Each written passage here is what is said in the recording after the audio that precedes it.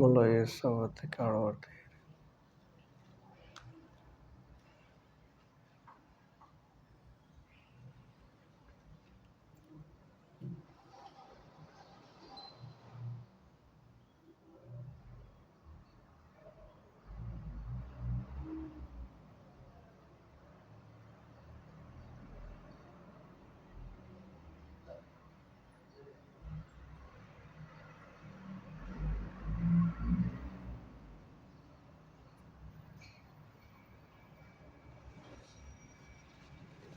શ્રી કુંદ આચાર્ય વિરચિત નિયમસારજી પરમાગમ એમાં જીવ અધિકારની 9મી ગાથા ઉપર આપણે આવ્યા છે, જેમાં આપણને 6 દ્રવ્યની વાત આખી લે છે.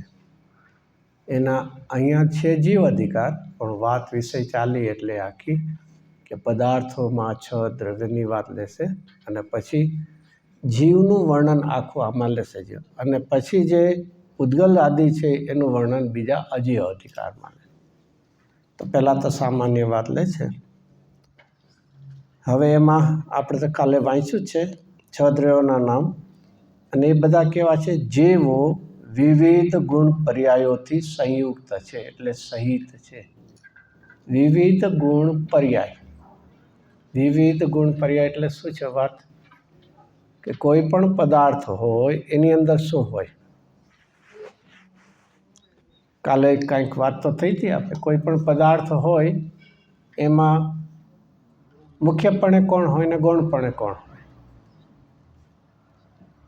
કોઈ પણ પદાર્થ છે એમાં મુખ્યપણે કોણ હોય અને ગૌણપણે કોણ હોય? પદાર્થના હોવાપણામાં મુખ્ય ગુણ હોઈ શકે નહીં. આપણે આપણા પ્રયોજનને માટે મુખ્ય ગુણ કરીએ છીએ. એક વાત. પછી પદાર્થની અંદર જે હશે એ એના કેટલા એરિયામાં હશે? ક્ષેત્રમાં. પદાર્થમાં જે કાંઈ હોય શું હોય? તો અહીં આપણને વાત આપી ગુણ પર્યાયથી સહિત શબ્દ આવ્યો ને. જે પદાર્થ છે એ કેવા છે? ગુણ પર્યાય સહિત છે. તો પહેલું એક કે જે એમાં છે ગુણ પર્યાય સાથે હજી એક ત્રીજું ઉમેરવું હોય તો શું છે? ઉમેરાય, જો કે ઉમેરવું જ જોઈએ. ગુણ પર્યાય. કોઈ પણ પદાર્થમાં શું હોય? ગુણ હોય, ગુણની પર્યાય હોય, અને હજી એક શું હોય? સાપેક્ષ ધર્મો હોય. શું હોય છે? પણ અહીંયા મુખ્યપણે, અને એમ તો આપણને જ્યારે પાઠશાળામાં શીખડાવવામાં આવે ત્યારે દ્રવ્ય કોને કહે છે?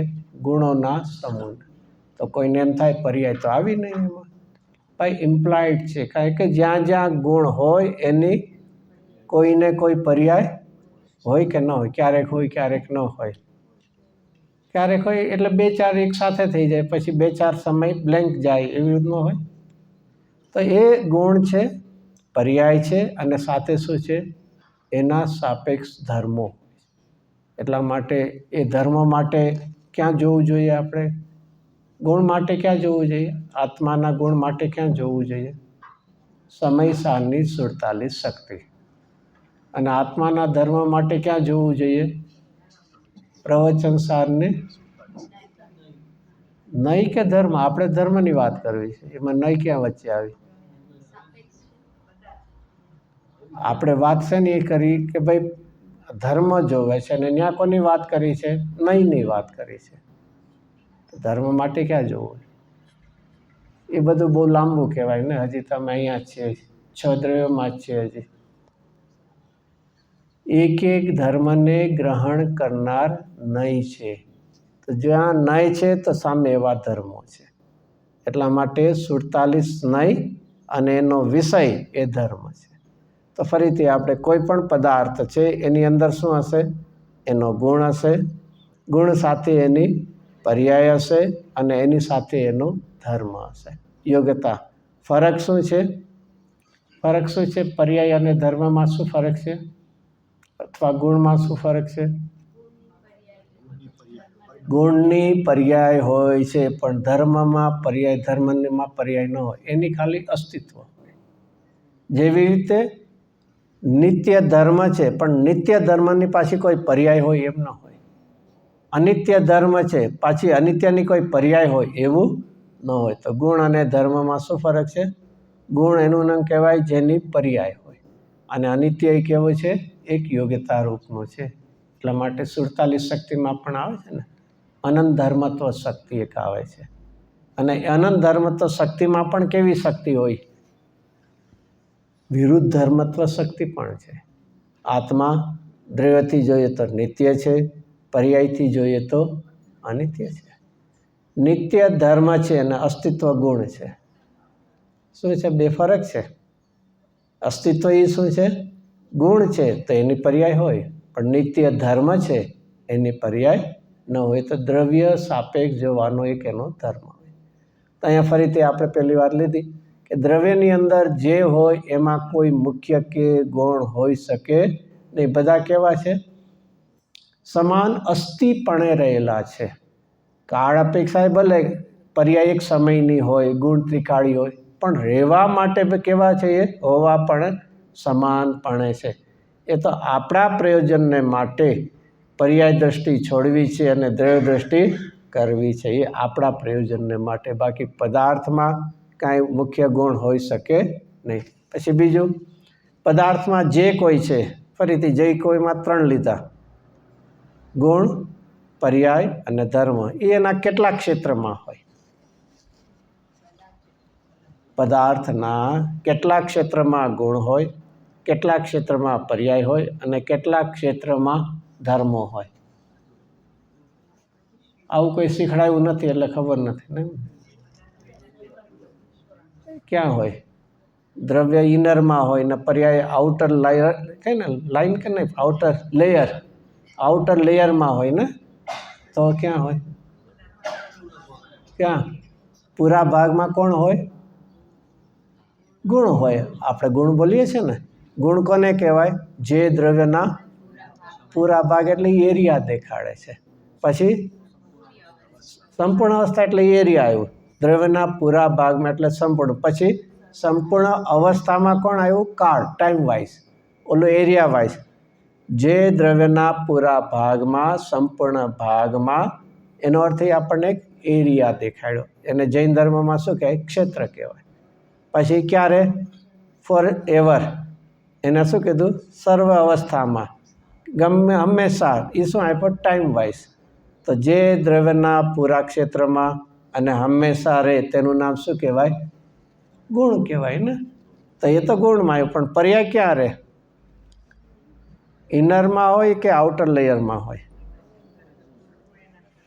આપણને તેમાં આવે કે દ્રવ્યની ઉપર પર્યાય તરે છે, એમ નથી આવતું બધું.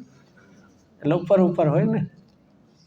જેમ ઓલી ટેબ્લેટ હોય ને, એ કડવી હોય, પછી એમાં શું કરી નાખે? એને સુગર કોટેડ કરે ને. એવી રીતે દ્રવ્ય છે, એની અંદર ગુણ છે, અને ઉપર પર્યાયનું શું છે? એક કોટિંગ છે. નહીં, એવું નથી. દ્રષ્ટાંત આમ મજા આવે ને, એવા ઇઝી પડે ને. એવું છે કે શું કેવી છે? અને ધર્મ ક્યાં હોય? અપર સાઈડમાં હોય કે લોઅર સાઈડમાં હોય? રાઈટ હેન્ડ કે લેફ્ટ હેન્ડ? કઈ તરફ હતું? આ બધું છે ને બેઝિક જાણવા જેવું છે. ભલે બહુ ઇઝી લાગે. દ્રવ્યમાં જે કાંઈ છે એ સર્વ પ્રદેશે છે. જે કાંઈ, પછી એને તમે ગુણ કહો, એને પર્યાય કહો કે એને યોગ્યતાનો ધર્મ કહો. જે એમાં છે બે વાત. પહેલું તો મુખ્ય ગુણ નથી, અને જે કાંઈ છે એ કેવું છે? સર્વ પ્રદેશે છે. એના માટે લોજિક પણ છે. સપોઝ કોઈ એમ કે ગુણ કોઈક એરિયા, કોઈના પાર્ટમાં છે, તો શું થશે? કે જેટલા આત્માના ભાગમાં જ્ઞાન છે એ ચેતનવંતો હશે, અને બાકીનો આત્મા અચેતન થઈ જશે, જડ થઈ જશે. એટલા માટે તો શબ્દ આવ્યો આત્માના પૂરા ભાગમાં. પૂરા ભાગમાં એમ કહીને કે એવું નથી ચાલો આનંદ લઈએ. આનંદ ક્યાં? લોઅર પાર્ટમાં હશે કે અપર પાર્ટમાં? જો થોડા પાર્ટની અંદર હોય તો આત્માના અનુભવમાં શું આવે? અડધો પાર્ટ કેવો આવે? આનંદમય આવે. બાકીનો ભાગ કેવો આવે? નહીં, ખટમીઠું તો હોય ને. આમ બહારમાં કોઈ ફ્રૂટ લઈ ખટમીઠું સમજે નહીં? ખટમીઠું શું કહે આને? એટલે એટલે એવું આમાં હોય ને દ્રવ્યમાં કે જે છે એ પૂરા ક્ષેત્રમાં, પૂરા ભાગમાં હોય છે. ફરક એટલો છે, ગુણ છે એની પર્યાય છે, ધર્મ છે એની પર્યાય નથી. એવી રીતે ગુણ સદાય છે, પર્યાય એક સમય. બાકી તમે ફ્લો રૂપે જુઓ, પ્રવાહ રૂપે જુઓ તો દ્રવ્યની અંદર પર્યાય હંમેશા હોય. પણ ઇન્ડિવિજ્યુઅલ પર્યાયની જો વાત લઈએ તો પર્યાય કેવી છે? એક સમયની એ હોય છે. આવું વસ્તુનું સ્વરૂપ છે. દ્રવ્યની અંદર ગુણ. આનાથી પણ એક બહુ જ આપણને શીખવાનું મળે. દ્રવ્ય જાણીને ગુણને જાણવાનું શું કામ? દ્રવ્ય જાણી લીધું પછી ગુણને જાણવાનું શું કામ? પહેલું તો એક મારે આનંદ જોવે છે, તો પહેલો વિચાર કરવો મારે કયા પદાર્થ તરફ જવું કે જેમાં આનંદ નામનો ગુણ છે. ગળ્યું ખાવું છે તો કયો પદાર્થ આપણે વિચારવો કે જેમાં ગળાશ એનો, ગળપણ એનો જેનો સ્વભાવ. તો મારે સુખ જોવે તો આપણી પાસે ઓપ્શન કેટલા છે? દ્રવ્યો કેટલા છે? 6 છે. 6માંથી આપણે તપાસ કરી લેવું કે મારે આનંદ જોવે છે તો આનંદ શેમાં હશે? શેમાં હશે? એ તો જીવ તો બોલી લઈએ પણ શેમાં હશે? ક્યારેક પૂતગલમાં પણ હોય, ક્યારેક જીવમાં પણ હોય. ચલો 4 જવા દે, કારણ કે 4 તો આપણને વિઝ્યુલાઇઝ થતા જ નથી, આપણા ઇન્દ્રિય જ્ઞાનના વિષય જ નથી બનતા. આપણા જ્ઞાનમાં ખાલી કોણ 2 આવે છે? જીવ અને પૂતગલ. એમાં સુખ ક્યાં હોય? જીવમાં પણ હોય અને પૂતગલમાં પણ હોય. આજે બધું ગુરુદેવસિંહ લીધું તો બધું યાદ નહીં, સંભળાવું હશે કંઈક શું આવ્યું? બધું ખાતું હોય એમાં પથ્થર વેલ્યા હોય ને આ તે બધું કરીને વાત કરીને ક્યારેક એ વાતને અને આમ આહા મજા કરીને કરતો હોય. ગુરુદેવસિંહ આને કોની સાથે કમ્પેર કર્યું? ક્યારેક બોલી લઈએ છીએ, ક્યારેક લાગે છે પીગ છે ને, પીગ. અહીંયા તો બહુ નહીં કદાચ જોવા મળતા હશે કદાચ. એ શું ખાતા હોય છે એની સાથે કમ્પેર કર્યું છે. ક્યારેય આવી એક કલ્પના કરી છે? આવો એક ભાવ કે હું 24 કલાક વિષયોમાં આનંદ માનું છું, એઝ ગુડ એઝ કોના જેવું છે? ઝેર જેવું છે, એમાં કંઈ ઇફેક્ટ પડતી નથી. અને એક વિષ્ટા ખાય છે તેમાં પણ જીવનમાં જ્યાં સુધી જ્ઞાન સાથે આવી વૈરાગ્યની ઉદાસીનતા નહીં હોય ત્યાં સુધી જ્ઞાન ખાલી શબ્દોમાં રહી જવાનું છે, ભાષા રહી જવાની છે, ધારણા જ્ઞાન રહી જવાનું છે. એ અનુભવ સુધી, વેદન સુધી નહીં લઈ જઈ શકે. જ્ઞાન સાથે વૈરાગ્યની ધારા જીવનમાં અવશ્ય હોવી જોઈએ. અને જ્ઞાન જો હજી ભિન્નતા નથી કરતું અને તો પછી એનું ફળ શું? ભિન્નને ભિન્ન રૂપે જો જ્ઞાન ન જાણે એ જ્ઞાનનું સાર્થકપણું શું? તો જે આ જ્ઞાન પરને પર ભિન્નપણે જાણે તો એના પ્રતિ ઉદાસીનતાનો વૈરાગ્ય થયા વગર રહેશે નહીં. આનો બેનો સુમેળ છે આખું. જેમ જ્ઞાનનો સુમેળ કોની સાથે છે? આનંદ સાથે. એમ જ્ઞાન સાથે સુમેળ કોનો છે? વૈરાગ્યનો. ફરીથી લઈએ, જ્ઞાન શું કરે છે? આપણે કાલે જ પણ રાતના એ વાત કે જેમ છે તેમ જાણે, એટલું તો પર. તો જ્ઞાન કોને? આત્માને કેવી રીતે જાણે? સ્વરૂપે. અને શરીર આદિ રાગાદિ બધાને કેવું રૂપે જાણે? પર. તો જેને પર રૂપે જ્ઞાન જાણે અને અમે એમાં જો એકત્વ રહે તેને પર રૂપે જાણ્યું ક્યાં? જ્ઞાન જેમ સ્વને જાણે તો એમાં એકત્વ રૂપે, મહિમા રૂપે જાણે અને એક કોઈને પર તરીકે જાણે અને એમાં હજી એકત્વ, મમત્વ, કર્તૃત્વ રહે તો પર પણ જાણ્યું ક્યાં? અને જો એના પ્રત્યે મમત્વ, કર્તૃત્વ નથી તો એના પ્રત્યે શું થાય? ઉદાસીનતાનું નામ વૈરાગ્ય છે. તિરસ્કારનું નામ વૈરાગ્ય નથી, તિરસ્કારનું નામ દ્વેષ છે. જગતમાં શું હોય છે? બધાથી શું કરાવે? આમ સામાન્ય પણ એવી વાત હોય ને, આ બધો સંસાર કેવો છે? ખારો છે, છોડવા જેવો છે, આમ બધું. એ શું કરાવે છે? તિરસ્કાર કરાવે છે. જૈન દર્શન શું કરાવે છે? સ્વભાવની મહિમા દ્વારા જેનાથી તારું સુખ કે જ્ઞાન મળતું નથી એનાથી ઉદાસીનતા, ઉપેક્ષા કરાવે છે અને એનું નામ વૈરાગ્ય છે. જ્ઞાનપૂર્વક વૈરાગ્ય છે, નહીતર રૂંધાયેલો કસાય છે. પૂજ્ય બેનસિંહ શબ્દો વાપર્યા છે કે નહીં? કે જ્યાં જ્ઞાન નથી, જ્યાં જ્ઞાન સાચું છે ત્યાં સાચો વૈરાગ્ય, પણ જ્યાં જ્ઞાન નથી ત્યાં શું છે? નહીં. રૂંધાયેલો કસાય એટલે નહીં ખબર. રૂંધા એટલે ફોર્સફુલી સરપ્રેસ કરેલો, દબાવેલો છે. જેમ કોઈ સ્પ્રિંગ હોય ને એને ફોર્સફુલી દબાવીએ પણ એની એક લિમિટ હોય છે, અને એ જો પ્રેશર ન રહ્યું તો એ શું છે? સ્પ્રિંગ શું થાય છે? એવું એમાં નથી. અહીંયા જ છે. અહીંયા માંડ માંડ શું કર્યો છે?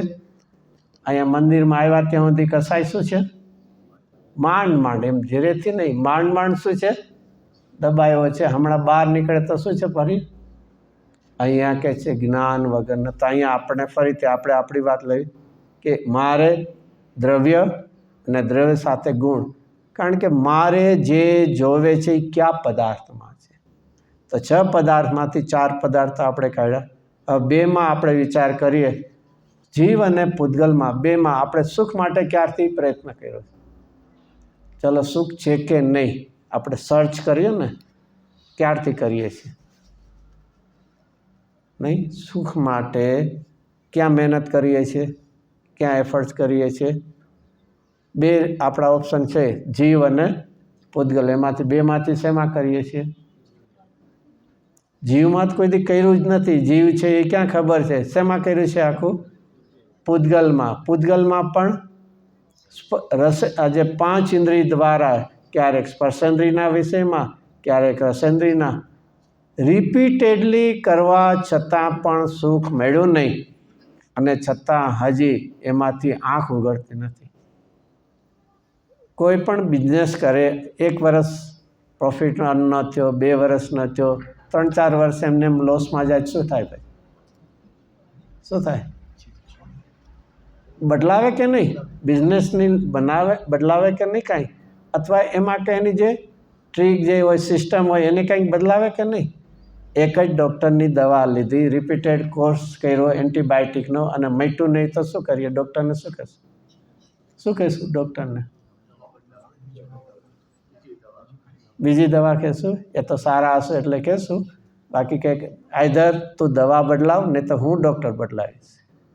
એમ અહીંયા આપણે અનાદિકાળથી પૂતગલ અને એના 5 ઇન્દ્રિયના વિષયોમાં સુખ માટેની તપાસ કરી. હજી શું આપણા હાથમાં કેટલું આવ્યું?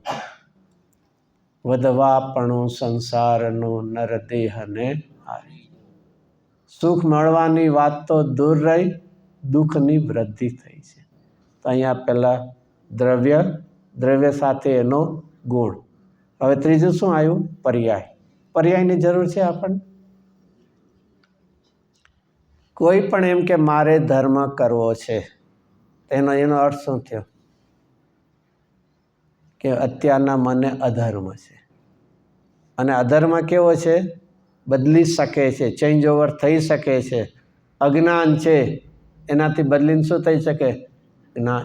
તો કાંઈક ને કાંઈક પદાર્થની અંદર બદલે એવું જોઈએ કે ન જોવે આપણને? તો જે બદલે છે એને જૈન ધર્મ શું કહે છે? પર્યાય કહે છે. અને એ પણ પર્યાય કોની હોય છે? ગુણની. સામાન્યપણે પર્યાયની વ્યાખ્યા નહીં શીખાવાય. આમ ગુણની તો વ્યાખ્યા શીખાવાય સામાન્યપણે, કે જે દ્રવ્યના પૂરા ભાગમાં અને એની સર્વ અવસ્થામાં રહે તેનું નામ ગુણ કહે. અને એમાં 4 ફેક્ટર આવી ગયા. જે દ્રવ્યમાં, કહેતા કોણ આવ્યું? દ્રવ્ય. પછી સંપૂર્ણ ભાગમાં, પૂરા ભાગમાં એ શું આવ્યું? ક્ષેત્ર આવ્યું. પછી સર્વ અવસ્થામાં, સર્વ કાળ કહો અવસ્થા, એમાં કોણ આવ્યું? કાળ એટલે પર્યાય આવી. અને ગુણ એટલે ભાવ. તો દ્રવ્ય, ક્ષેત્ર, કાળ અને ભાવ, 4 રૂપે કોઈ પણ પદાર્થનું અસ્તિત્વ, એક્ઝિસ્ટન્સ હોય છે. કોઈ પણ પદાર્થ દ્રવ્ય રૂપે હોય, ક્ષેત્ર રૂપે હોય, એનો કોઈ ગુણ હોય, અને એનો કોઈ પર્યાય હોય. તો આ રીતે દ્રવ્ય, ગુણ એ પર્યાય. તો ફરીથી પદાર્થ સર્વથા એમાં કોઈ ચેન્જ ન આવે તો પછી મારે સંસારમાંથી સિદ્ધ થવું છે, દુઃખીમાંથી સુખી થવું છે, પ્રશ્ન ક્યાં? અને એ પણ પર્યાયની વ્યાખ્યા ફરીથી શું છે? પર્યાયની વ્યાખ્યા શું છે? ગુણોના વિશેષ કાર્યને એવું બધું શું પલટવાનું નામ પર્યાય, બીજું શું? એમાં વળી ગુણોના અને પાછું શબ્દ શું છે? વિશેષ કાર્ય. એટલે શું વળી? આ બધાથી શું બધું આ મિનિંગફુલ છે? આ બધા એક એક વર્ડ છે શું છે? સિમ્પલી લખ્યા નથી. એનો અર્થ થયો કે જો પર્યાય હશે તો સમજવું એની અંદર ગુણ હશે. ક્યારે પણ ગુણ ન હોય ને પર્યાય થાય એવું નથી. હા, ગુણની પાછી સમ્યક અને મિથ્યા હોઈ શકે, પણ ગુણ જ ન હોય અને પર્યાય થાય એવું બને? ક્યારેક તો બનતું હશે. આપણે હવે ખબર નહીં એને શું કહેવાય, ગોટલીને વાવીએ અને એમાંથી શું થાય? નીમ ટ્રી થાય કે મેંગો ટ્રી થાય? એનીથિંગ કેન બી હેપન ને. કેમ નહીં? એવું શું કામ? ગોટલી તો ખબર નહીં હોય, પણ આમ તો સીડ ખબર પડી ગઈ ને કે સીડ સો કરીએ પછી ગમે એવું ટ્રી આવે ને અંદર. કેમ એવું નિયમ ક્યાંથી? આ બધા ખબર નહીં, આ પ્રિન્સિપલ આ બધા કોણે બનાવ્યા હશે? અગ્નિ ગરમ જ હોય, બરફ ઠંડો જ હોય, એવું બધું કોણે બનાવ્યું હશે? હાઉ મેની યર્સ બેક આ બધા પ્રિન્સિપલ? ફોર એવર છે, ફોર એવર છે. અરે ભાઈ, એ સંયોગમાં કદાચ ફેરફાર બદલે જ થાય, પણ જે પદાર્થ એ તો સંયોગથી દ્રષ્ટાંત આપણે આપીએ, બાકી એના પરમાણુ બદલી પણ શકે. અહીંયા તો કે જે વસ્તુ છે અને એનો ગુણ છે એમાં ક્યારેય ફેરફાર થઈ શકે નહીં. તો એટલા માટે એને આપ્યું છે કે વસ્તુમાં એ પ્રયોજનભૂત ક્રિયા, વસ્તુ તો ગુણની વ્યાખ્યામાં છે ને, જે શક્તિના કારણે શું થાય છે? અર્થક્રિયા કરો. અર્થક્રિયા એટલે પ્રયોજનભૂત, એટલે ગુણ છે તો એવી પર્યાય થશે. એટલે એના ગુણોના વિશેષ કાર્ય, ગુણ અને એનું વિશેષ. વિશેષ એટલે વિશેષના બે પ્રકારે અર્થ લેવાય. વિશેષ એટલે ગુણોના વિશેષ કાર્યને પર્યાય. એનો અર્થ શું છે? કે ગુણ હશે તો એની પર્યાય હશે, અને એ પાછી કેવી હશે? વિશેષ. વિશેષ એટલે કે વિશેષ એમાં શુદ્ધ અને અશુદ્ધ બે પણ થાય, અને વિશેષ એટલે નવી નવી. વિશેષ પણ કે નવી નવી નહીં, હર સમયે નવી. આવું બધું શું છે? ક્યાંય બહુ દૂર ન વાંચવું હોય તો સમયસારમાં પણ છે. આવું હોય, આવું દ્રવ્ય ગુણ પર્યાયને એવું હોય છે. એવું એમાં સામાન્ય ગુણ પણ છે, વિશેષ ગુણ પણ છે. કોઈને વાંચવું હોય તો સમયસારના બીજો કળશ છે, એનો ભાવાર્થ છે, અને એમાં પણ ભાવાર્થનો બીજો પેરેગ્રાફ છે, એમાં પણ છે. એક બહુ ફરીથી લઈએ, ચલો. દ્રવ્યની અંદર આપણે એટલું નક્કી કર્યું, અહીંયા દ્રવ્ય છે તો એની અંદર શું છે? ગુણ. હવે ગુણ કેટલા ટાઈપના હોય? કેટલા ટાઈપના? એના ડિવિઝન કેવા? નહીં, સામાન્ય અને વિશેષ. સામાન્ય અને વિશેષ નહીં. અસ્તિત્વ, વસ્તુત્વ એ બધા ક્યાં છે?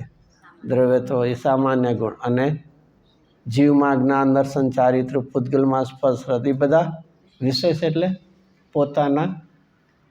પોતાના જે હોય, અને સામાન્ય જે કોમનમાં હોય, ઓલામાં પોતાના સ્પેશિયલાઇઝ જે હોય છે. આવી રીતે કેમ હશે? વસ્તુની અંદર સામાન્ય ગુણ પણ હોય અને વિશેષ ગુણ પણ હોય, એમ કેમ હોય? એ તો ભણાવીએ છીએ એટલે ભણીએ છીએ.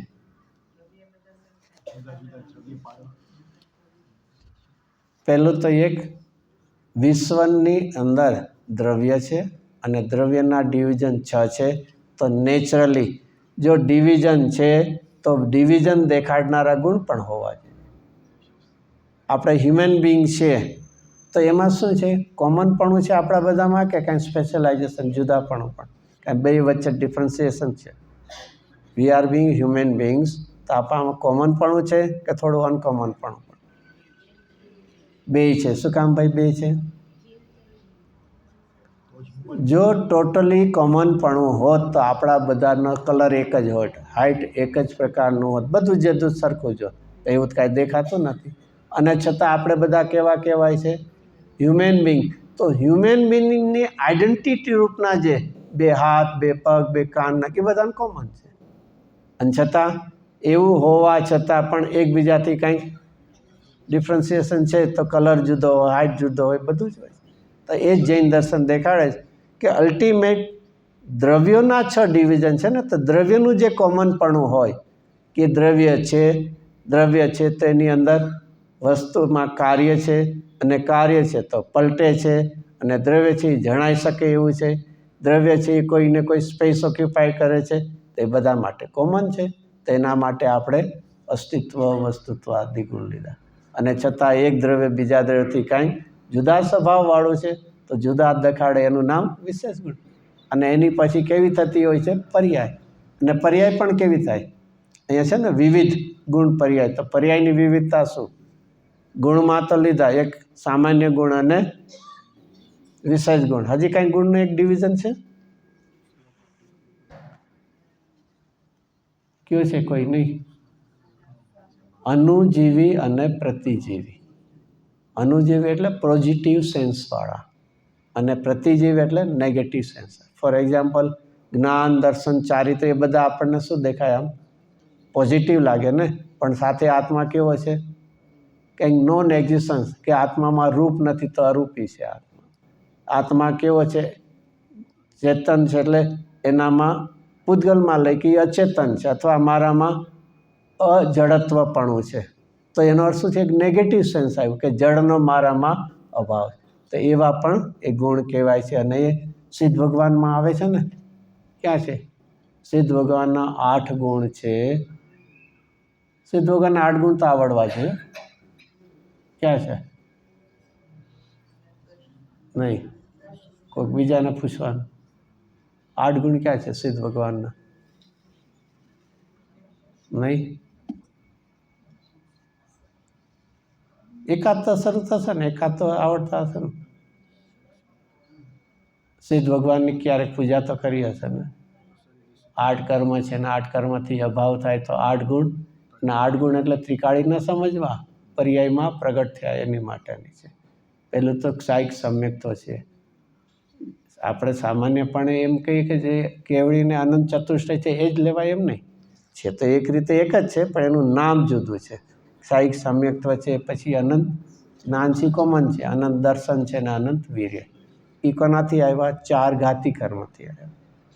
ત્યાં એક ક્ષાયિક સમજી લીધું છે અનંત સુખની જગ્યા. હવે જે અઘાતી છે એના નાસ્તિક ક્યાં લીધા? 4.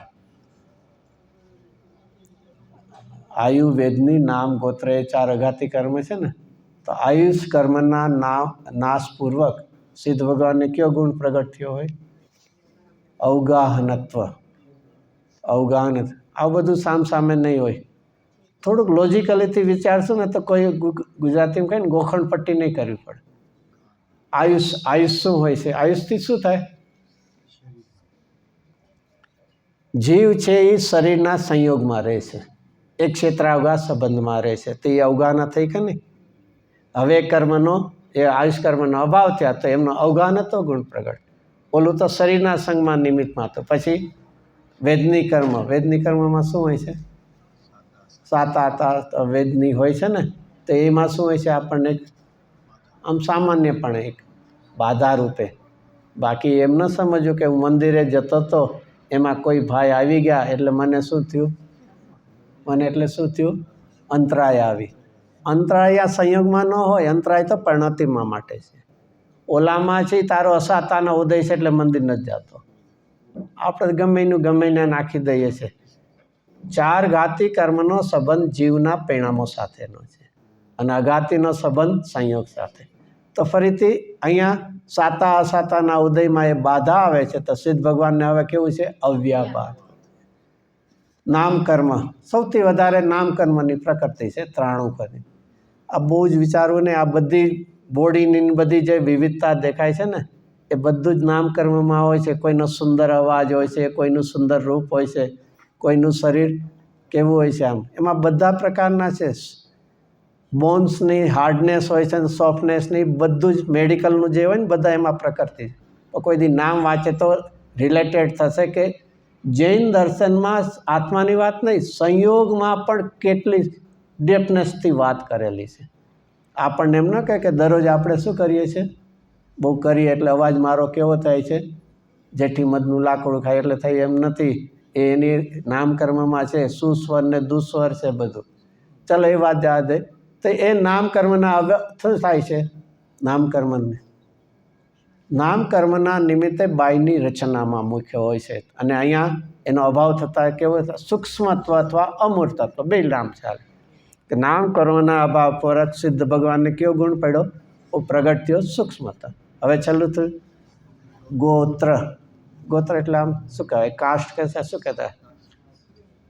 તો એમાં કાં તો હાયર હોય અથવા તો લોઅર સાઈડ. તો અહીંયા સિદ્ધ ભગવાનને ઉચ્ચ ગોત્ર હોય કે નીચ ગોત્ર હોય? નીચ તો હોય જ નહીં, પણ સારી અપર કાસ્ટ કહે ને, અપર કાસ્ટ અહીંયા એવો શબ્દ આવે.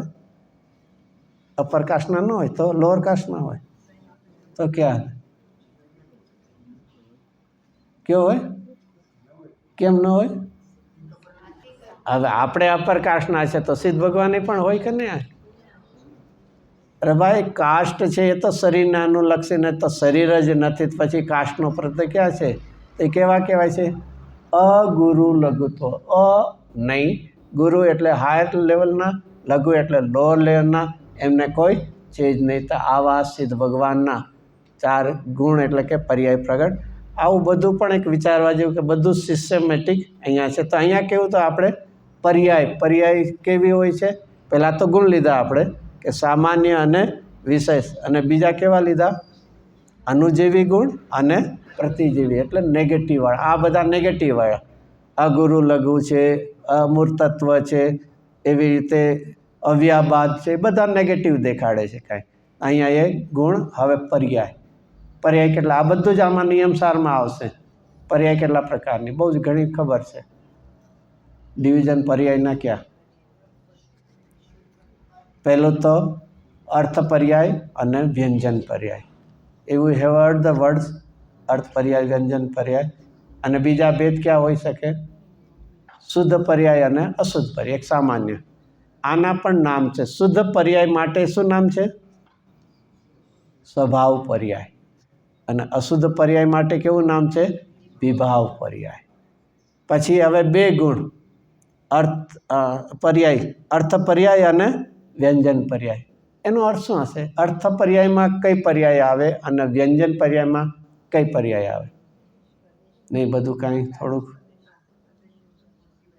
અને આવું બધું શીખવું હોય તો એક તો કઈ બુક કઈ શીખશું? બાલબોધ. એમાં પ્રશ્નોત્તર માળા કરીને છે અને એમાં ચેપ્ટર જુદા જુદા આપ્યા છે. પહેલું દ્રવ્યનું ચેપ્ટર, પછી ગુણનું, પછી પર્યાયનું અને પછી 4 અભાવનું. પછી તો ફર્ધર ડીલ એમાં બધું છે. કર્તા કર્મ છે, 9 તત્વ છે ને બધું, નિમિત્ત નૈમિત્તિક ને બધું.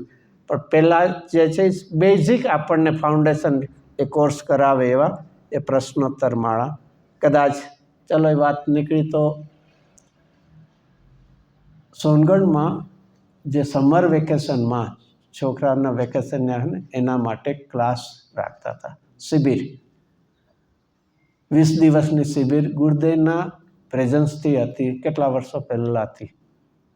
I think now almost 85 years થવા ત્યારથી થતી. એક પર્પઝ શું હતો કે જે ટેન્ડર એજમાં જે છે એને અત્યારથી આવા સંસ્કાર મળે, અને એટલા માટે એમનું શરૂઆત બહુ જ એના માટે લઘુ જૈન સિદ્ધાંત પ્રવેશિકાને એ બધું સ્ટાર્ટિંગ થતું હતું. પછી થોડુંક એનાથી હોય તો, અને ઇવન ક્લાસમાં 3 કેટેગરી રહેતી હતી. એક જગન્ય, એક મધ્યમ અને એક ઉત્કર્ષ. 3 કેટેગરી. જગન્ય એટલે લોઅર 1, મધ્ય એટલે મિડલ 1 અને ઉત્કર્ષ લે. અને એમાં તો મોક્ષ માર્ગ પ્રકાશક ને એવા બધા ચાલે. મધ્યમાં બધાના દ્રઢ સંગ્રહ ને એના બધા. અને અહીંયા બધા પ્રશ્નોત્તર માળા, કોઈ વાર 6 ઢાળે એવું ચાલતું. બહુ જ ત્યારે બધું સંસ્કાર એવા, અને ત્યારે એવા પ્રકાર પણ એવા હતા.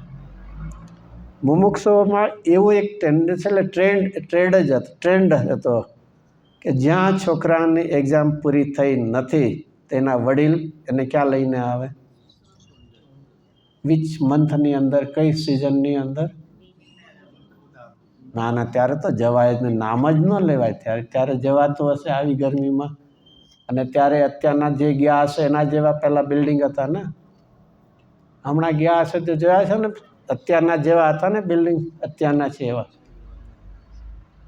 એવા જ હતા ને ત્યારે 85 વર્ષ પહેલાં.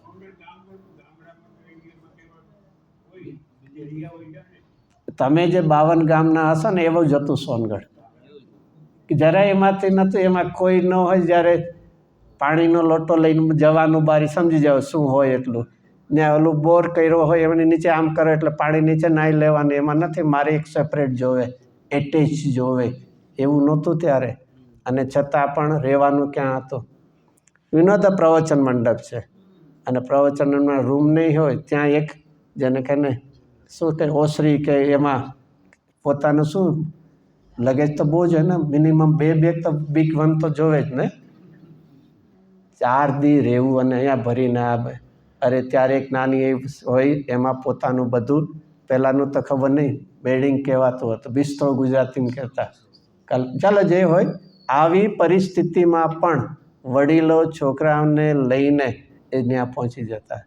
એમ નહીં કે ના ત્યાં ગરમી પડશે ને ના શું કરશું ને શું નહીં. એક એવી રીતે એક રિલેશનશિપ હતું.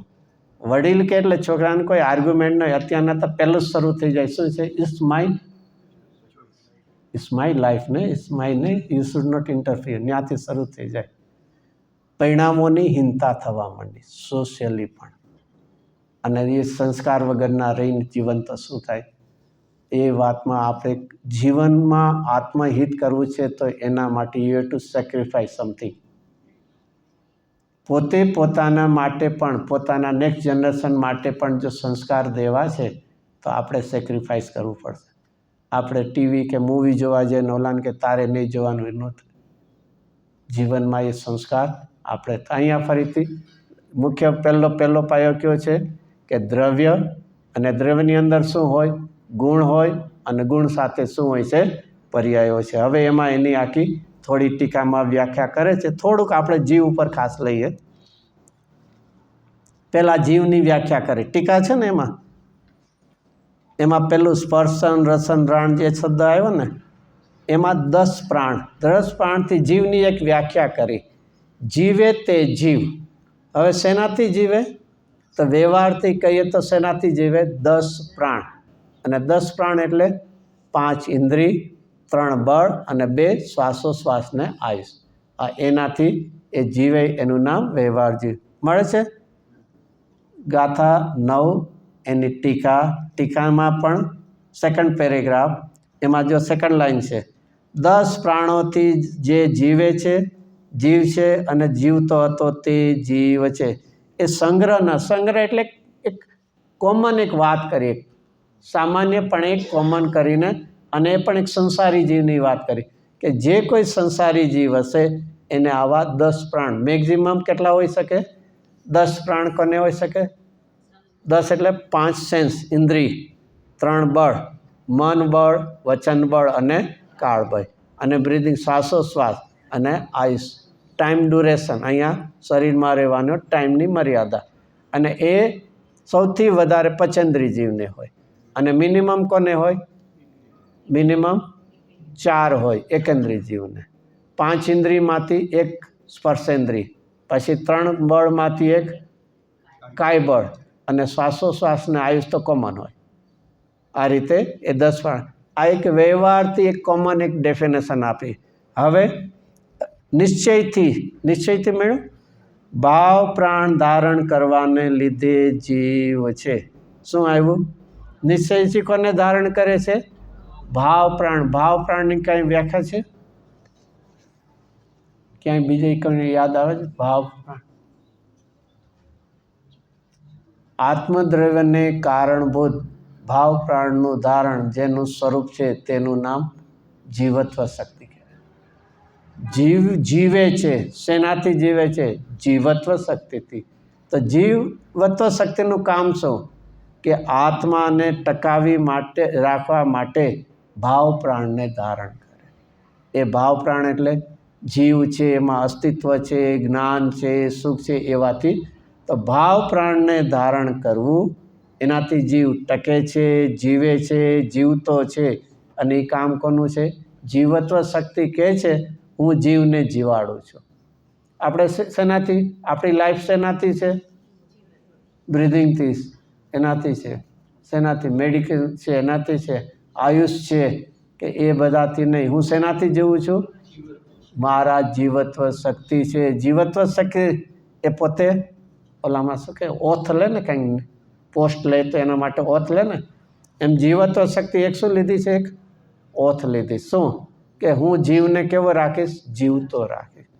તો એ શેનાથી જીવતો રાખીશ, ચૈતન્ય ભાવ પ્રાણથી હું જીવતો. તો એ અહીંયા છે. અને બીજી અહીંયા કે જીવની પર્યાયમાં આવી યોગ્યતાઓ છે. પાંચ ઇન્દ્રિયનું જેવું જ્ઞાન છે, તો બહારમાં કેવી છે દ્રવ્યેન્દ્રિય અને અંદરમાં કેવી છે ભાવ ઇન્દ્રિય. તો એ પણ એક શું છે અશુદ્ધ જીવત્વ છે. ઓલું તો ભિન્નત્વ છે, એ ભિન્નત્વ દ્રવ્ય પ્રાણ છે. આ કહેવાય છે અશુદ્ધ ભાવ પ્રાણ. અને અંદરમાં જે શક્તિરૂપ છે એ કહેવાય છે શુદ્ધ જીવત્વ ભાવ પ્રાણ છે. તે અહીંયા એ નિશ્ચયથી ભાવ પ્રાણ કરવાને લીધે એ જીવ છે. વ્યવહારથી દ્રવ્ય પ્રાણ આવી ગયા. ઓલા ભાવ પ્રાણ એટલે જીવની યોગ્યતામાં અને દ્રવ્ય પ્રાણ એટલે સંયોગમાં. હવે એનાથી આગળ શુદ્ધ સદભૂત વ્યવહારથી કેવળ જ્ઞાનાદિ શુદ્ધ ગુણોનો આધાર હોવાને લીધે હવે જીવના ભેદ પાડ્યા. ઓલા કેટલા શેનાથી પાડ્યા હતા? 10 પ્રાણથી ને એનાથી. હવે અહીંયા શેનાથી પાડે છે? કાર્ય શુદ્ધ અને અશુદ્ધ જીવ બેની વાત, અને એક કારણ જીવ પણ છે. અહીંયા તો 2 પર્યાયથી વાત કરવી છે. શુદ્ધ સદભૂત વ્યવહારથી કેવળ જ્ઞાનાદિ શુદ્ધ ગુણ. કોઈને પ્રશ્ન થાય કેવળ જ્ઞાનાદિ ગુણ છે કે પર્યાય છે? પ્રશ્ન તો પહેલો જ થાય ને. અહીંયા શું લખ્યું છે? કેવળ જ્ઞાન. તો કેવળ જ્ઞાન ગુણ છે, જ્ઞાન ગુણ છે, પણ કેવળ જ્ઞાન શું છે? પર્યાય. તો અહીંયા શું શબ્દ વાપરો? ગુણ આપ્યો. જો આ એક ટીકાકાર પદ્મમલધારી દેવની પોતાની શૈલી છે. ક્યારે પણ આ અર્થ પર્યાયને ગુણ કહેશે અને વ્યંજન પર્યાયને પર્યાય કહેશે. શું છે પહેલેથી માઇન્ડમાં સેટ રાખવું, નહીં તો હંમેશા શું થશે? પ્રોબ્લેમ જ થશે કે વળી આ કેવળ જ્ઞાન ને કેવળ દર્શન ને બધા કેવા છે. હમણાં જ આપણે આવ્યા હતા ને, એમાં શુદ્ધ ગુણોથી આવ્યા હતા ને એમાં. તો એ બધા શું છે કે એ જે કોઈ અર્થ પર્યાય છે એને અહીંયા મુનિરાજ કેવી રીતે કહેતા હોય છે? ગુણ રૂપે. અને જે વ્યંજન પર્યાય હોય છે એને કેવી કહેતા હોય છે? પર્યાય રૂપે. તો એ કેવળ જ્ઞાનાદિ શુદ્ધ ગુણોનો આધાર એ પોતે પર્યાયનો, માટે કેવો છે? કાર્ય શુદ્ધ. જો ફરીથી અહીંયા કોની વાત લીધી? કેવળ જ્ઞાનની, પૂર્ણ નિર્મળ પર્યાયની. અને એનું નામ પછી શું કીધું? કાર્ય શુદ્ધ. કાર્ય શુદ્ધ એટલે જેનું કાર્ય હવે શુદ્ધ રૂપે થઈ ગયું છે. રાગ દ્વેષ મોહ છે ત્યાં સુધી આપણું કાર્ય કેવું છે? ઇમ્પ્યોર છે, અશુદ્ધ છે, મલિન છે. અને પર્યાયમાં કેવળ જ્ઞાનાદિ પ્રગટ થયું તો આપણું કાર્ય એટલે કે પર્યાય કેવી થઈ ગઈ? શુદ્ધ થઈ, પ્યોર થઈ ગઈ છે. તે પહેલાં કે આ પર્યાય અપેક્ષામાં પણ એ શુદ્ધ પર્યાય. અને બીજું અશુદ્ધ સદભૂત વ્યવહારથી મતિ જ્ઞાનાદિ વિભાવ ગુણ. ફરીથી એને કેવા આપ્યા? ઓલાને શું આપ્યા? કેવળના જ્ઞાન માટે કયો શબ્દ વાપરો? શુદ્ધ ગુણ. અહીંયા મતિ જ્ઞાનાદિને શું વાપરું? એવું કેમ? ફરીથી આમાં ઘણા પ્રશ્નો થાય. એવું એ પણ એક શૈલી છે. પૂર્ણ છે માટે એને શુદ્ધ કીધું, અધૂરી છે માટે એને વિભાવ કીધું. બાકી એમ ન સમજવું સુમતિ સુશ્રુત ને અવધિ હોય તો એ શુદ્ધ છે.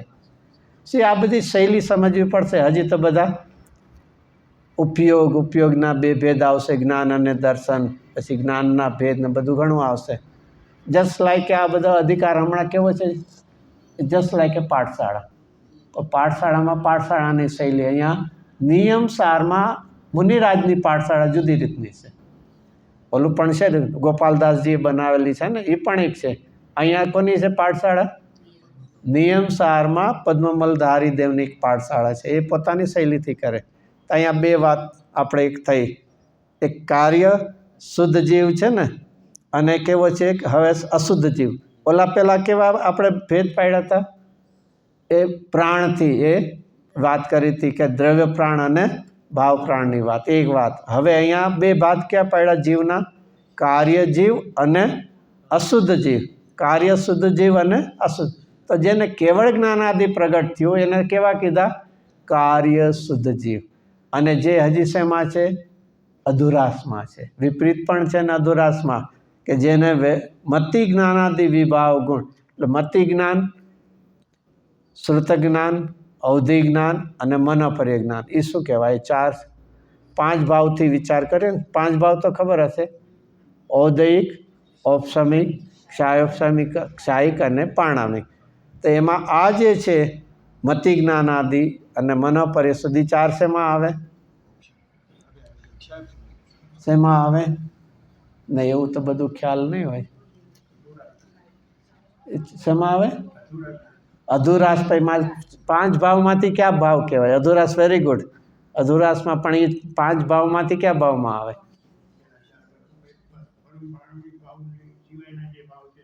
એ બધા અધૂરો ના કહે. ઔદયિકમાં તો અશુદ્ધતા આવે.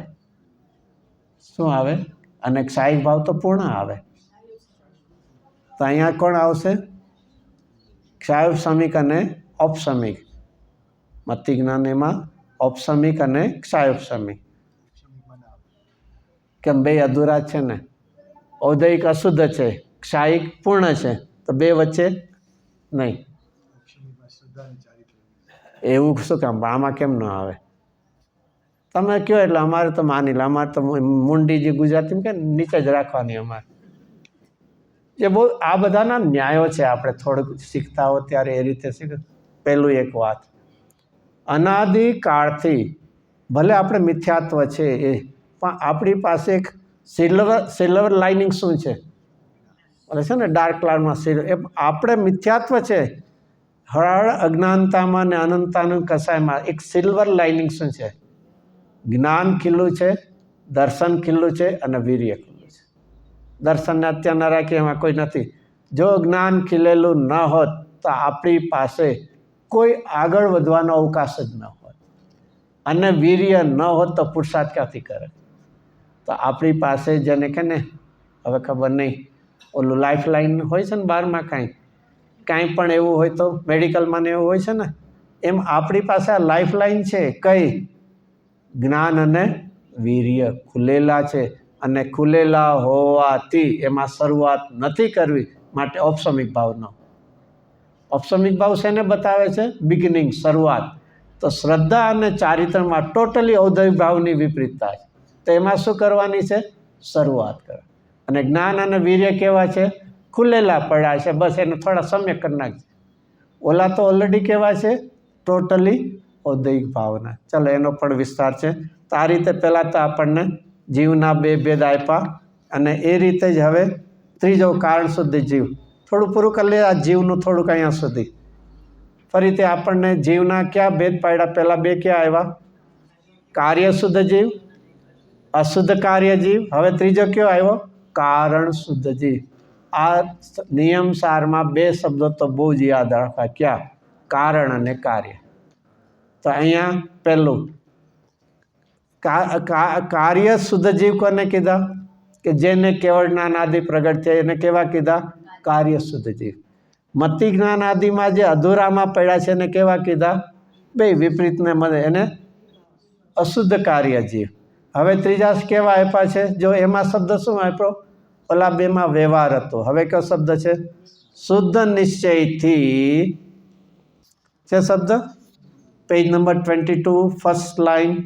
અશુદ્ધ નિશ્ચયથી ઓલું વ્યવહાર હતું. અહીંયા કારણ શુદ્ધ જીવને બતાવો છે એટલે અપેક્ષા બદલી ગઈ. વ્યવહારની જગ્યાએ નિશ્ચય. પછી ઓલામાં શું હતું? કેવળ જ્ઞાનાદિ હતું. અહીંયા કયો શબ્દ આવ્યો? સહજ જ્ઞાનાદિ. ઓલામાં કેવળ જ્ઞાનાદિ હતું, મતિ જ્ઞાનાદિ હતું. અહીંયા શબ્દ શું બદલાઈ ગયો? સહજ. આ પણ એક ધ્યાન રાખવાનું. જ્યાં પણ નિયમ સારમાં સહજ શબ્દ આવ્યો એટલે એને ગુણ લઈ લેવા. તો અહીંયા સહજ જ્ઞાનાદિ. સહજ એટલે અહીંયા ગુણ જે નિરપેક્ષ ભાવે છે. અને એનો શબ્દ આપ્યો પરમ સ્વભાવ ગુણોનો આધાર હોવાને લીધે. ઓલામાં શું હતું? પર્યાય હતી.